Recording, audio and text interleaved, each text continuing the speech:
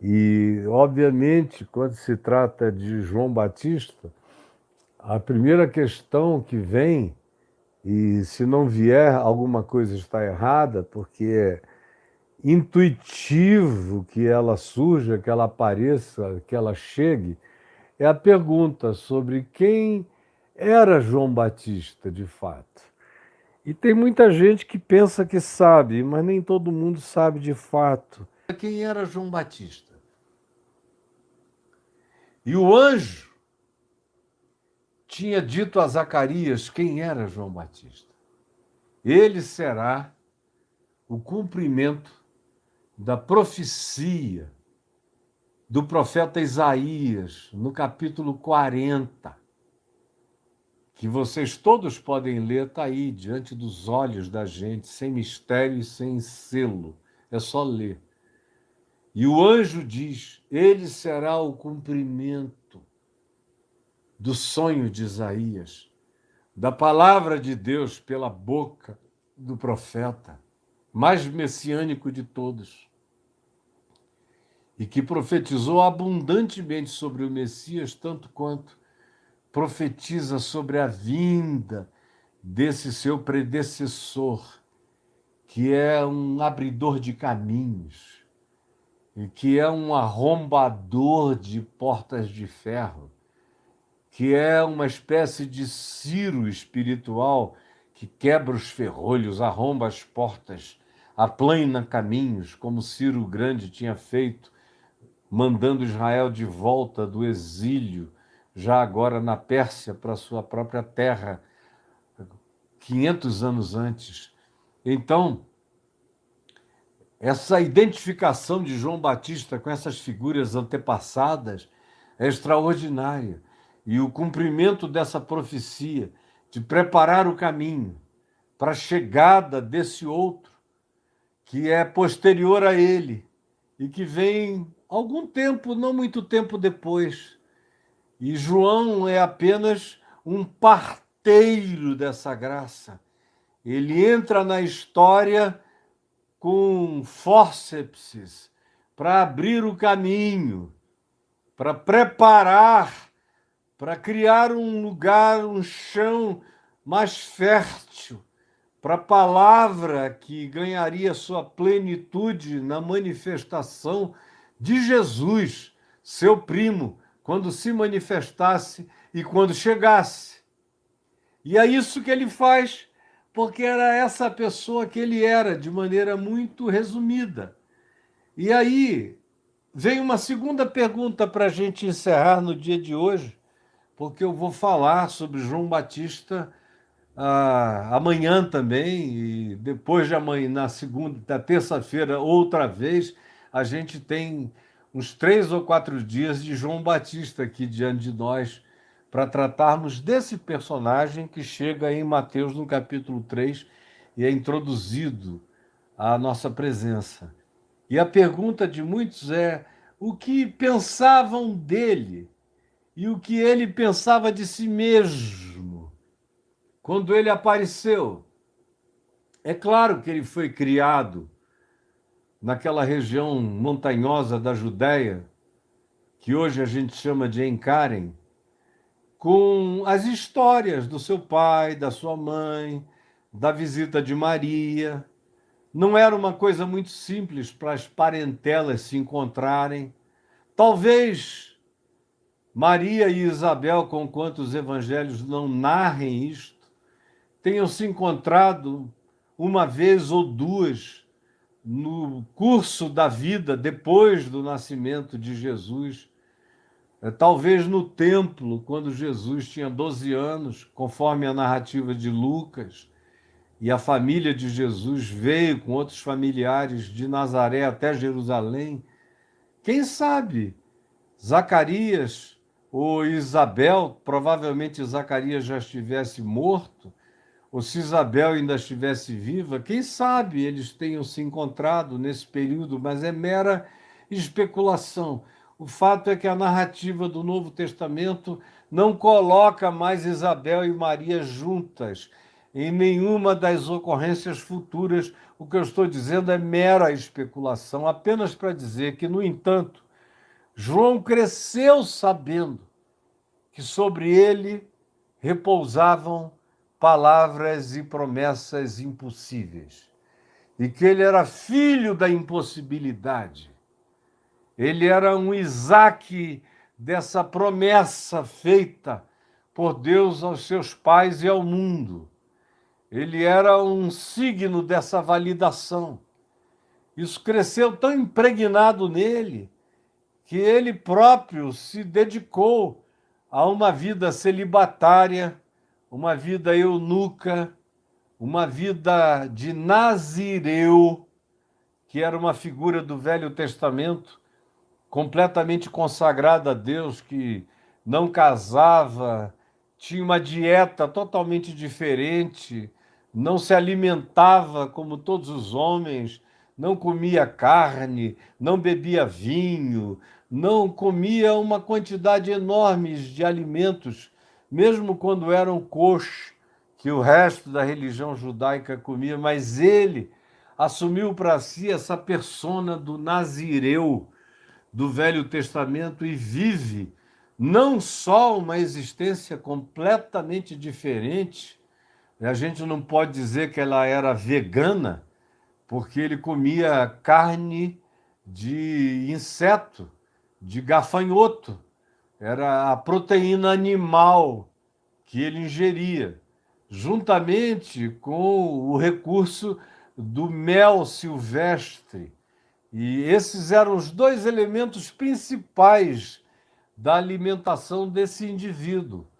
Gafanhoto, o que ainda será na humanidade, já é no Oriente um prato, uma especiaria abundante no Oriente da Terra, mas eu antevejo que no futuro humano, se a gente quiser parar com o consumo de tanta carne animal e com todo o mal que isso faz aos nossos corpos e ao meio ambiente, ao clima, nós teremos que recorrer daqui a alguns anos a uma dieta cada vez mais carregada de insetos. O futuro alimentar da humanidade estará cheio de proteína de insetos. Vocês não têm a menor dúvida disso, com fritadas de todos os tipos, ou cozidos, ou enxertos, ou alimentos feitos com outros materiais e enxerto de comida feita de insetos.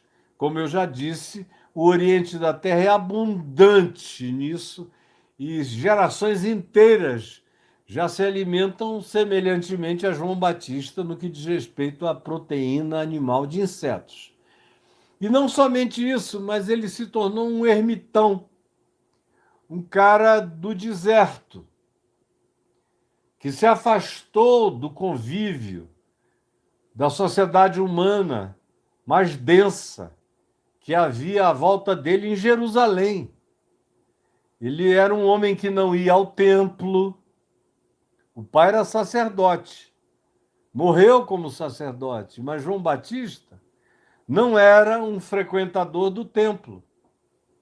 Não se tem uma única narrativa dizendo então João Batista indo ao templo, ofereceu culto, não, nada. Ele não tem nem relação direta com Jerusalém, exceto quando é preso.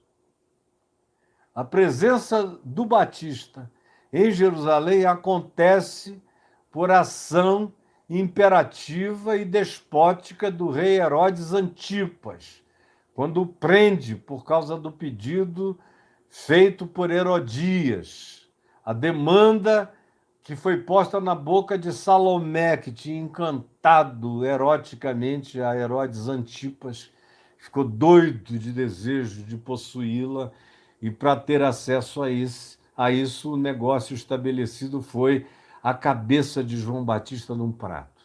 Mas isso é depois.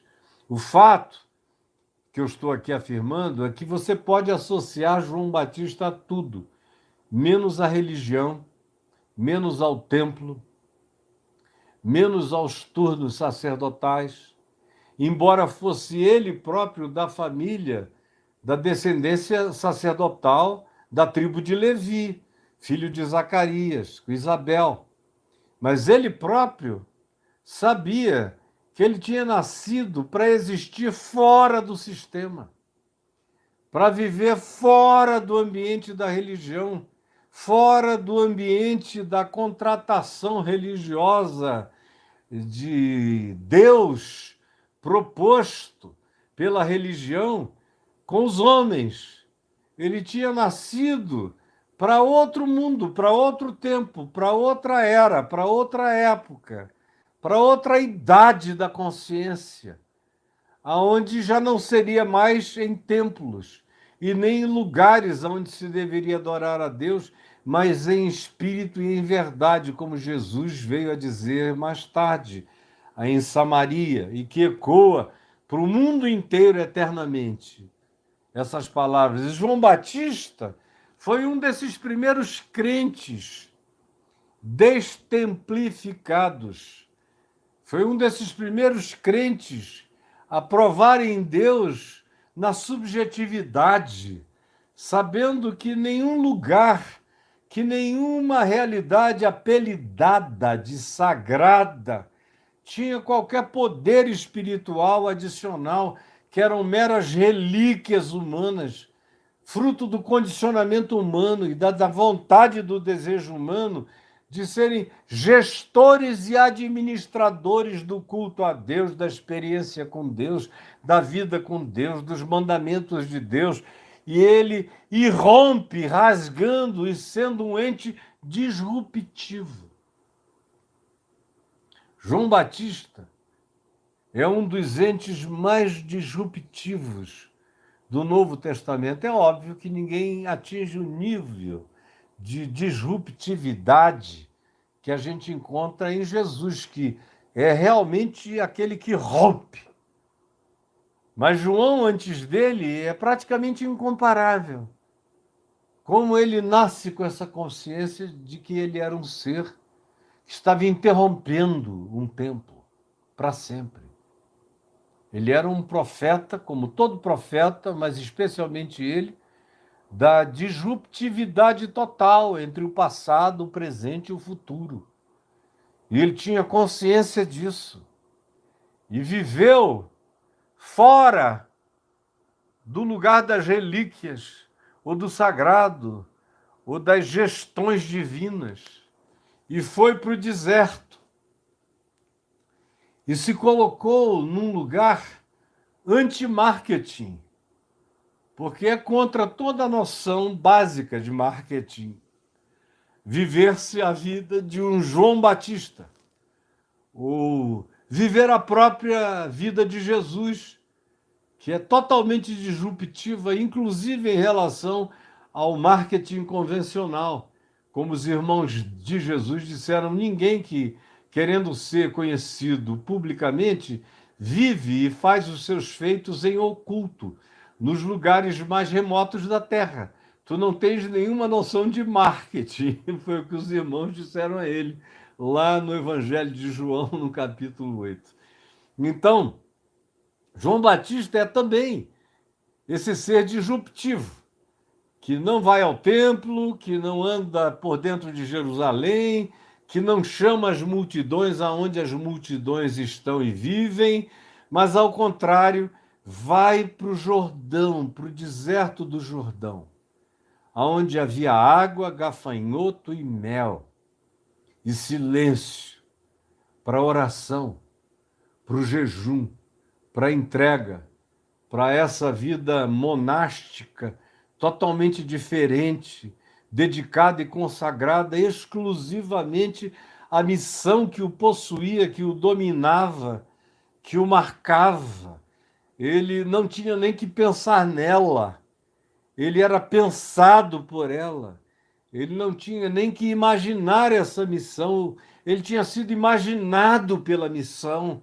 E ele não tem que inventar caminhos.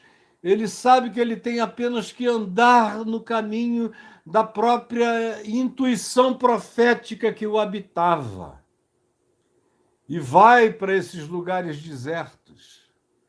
E de um em um, de maneira orgânica, a existência desse ser do deserto começa a ser divulgada nas cidades, nas aldeias, nas vilas, nas circunvizinhanças do Jordão, tanto em Jerusalém, como em todas as aldeias e cidades adjacentes e menores, como também do outro lado do Jordão, nas cidades pagãs, nas decápolis, nas cidades que existiam, herança dos gregos e agora apropriadas pelos romanos, aldeias e cidades extraordinárias. Você visita as ruínas de algumas delas até os dias de hoje, tanto na Jordânia atual, como na parte sul do Mar da Galileia, em Bet-Semes, por exemplo,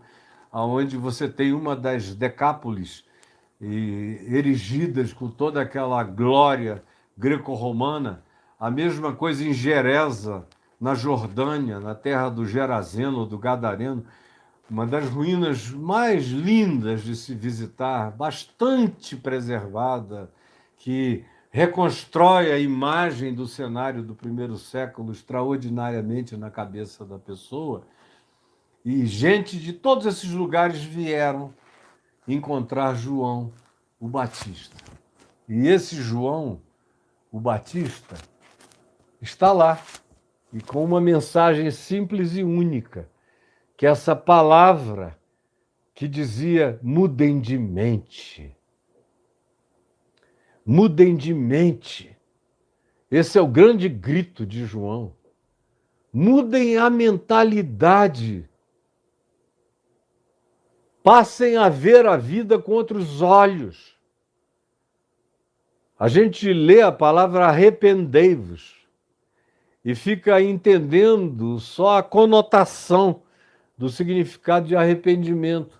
A conotação religiosa de arrependimento tem a ver com dor, angústia, choro, aflição, como nos avivamentos protestantes, evangélicos e pentecostais, que tinham, inclusive no passado, no século XIX, o banco do sofrimento, o banco do desespero, o banco da agonia aflitiva e dos aflitos, que era o banco dos arrependidos. Nos avivamentos passados, do século XIX, você só conseguia identificar a presença de Deus se houvesse grandes acessos de angústia e de sofrimento moral e de consciência. E, na maioria das vezes, eram sofrimentos apenas morais, mas sem grandes consciências interiores de transformação de significado, de olhar, de compreensão e de entendimento, que é o que o verdadeiro arrependimento produz. Então, João está ali, e de maneira orgânica isso vai crescendo. Um vai falando para o outro. Tem um profeta do deserto. A mensagem dele é: mudem a mente, mudem de atitude. E aí os grupos começam a crescer, a vir pessoas de vários lugares. Era um tempo em Israel onde havia uma expectação enorme de que algum Messias iria aparecer. Eles não aguentavam mais viver já há tantos séculos sob a dominação dos grandes impérios, desde o exílio à Babilônia, depois os caldeus babilônios, medos, persas, depois gregos, depois romanos, e eles não aguentam mais. A promessa de que eles teriam a sua própria terra com liberdade para servirem a Deus nunca ganhava concreção final. De modo que, antes de João Batista e antes de Jesus, já vários messias tinham aparecido e tinham dado em nada. Eram todos falastrões, falsários, eram todos oportunistas, populistas, enganadores, eram todos aproveitadores, eram todos eles mentirosos, entrando no vácuo da carência do povo para vender um messiado mentiroso, mas todos eles tinham acabado em nada.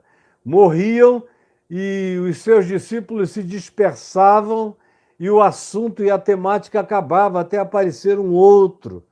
Então Jesus aparece nessa eclosão de supostos messias e João Batista está ali, de modo que quando ele começa a falar, tem um monte de gente que diz: o Messias chegou.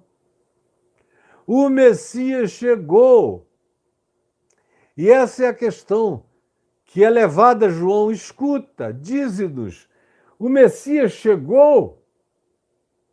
Qual é o significado da tua vida e da tua mensagem? Qual o significado? São as perguntas que a gente vai ler sendo feitas a João Batista no Evangelho de João, no capítulo 1, especialmente, onde há uma sucessão de questões colocadas para João. E eu não vou falar sobre isso, porque é o que eu vou falar a vocês na terça-feira, com a graça de Deus, quando nós retornarmos.